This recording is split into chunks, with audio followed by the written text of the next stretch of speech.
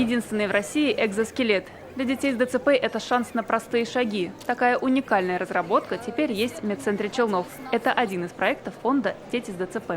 Вообще у нас 14 проектов, и одним из первых проектов 10 лет назад было открытие медицинского центра. Сняли огромное напряжение с родителей, не только финансовое, но еще и физическое. Результаты работы на всеобщее обозрение. Масштабы социальной ярмарки впечатляют. Первый республиканский фестиваль собрал 700 представителей некоммерческих организаций, бизнеса и власти. Вопросы, во-первых, профессиональной общественной деятельности, как себя демонстрировать, как работать со средствами массовой информации, каким образом выходить на параметры не только работы ситуативные от какого-то случая к случаю, а работать по предоставлению, допустим, франшизы от некоммерческой организации.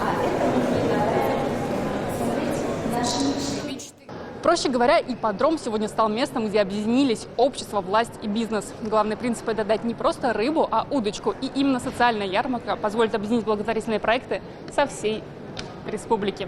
5 часов теории и практики. Проверенные стратегии раскрывают бизнес-сообщества из Москвы и Петербурга. Например, экологический проект «Чистые игры» известен уже в 17 странах. Сейчас мы сделали уже методику, Red есть сайт, мобильное приложение. Важно работать со своими клиентами или заказчиками не как то, что ты у них просишь, да, или ты, наоборот, делаешь одолжение.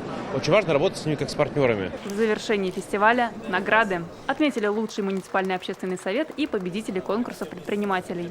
Наталья Мезина, Алмаз Зиединов, ТНВ, Казань. Смотрите все новости дня, программы и фильмы в наилучшем качестве на YouTube-канале ТНВ. Подписывайтесь.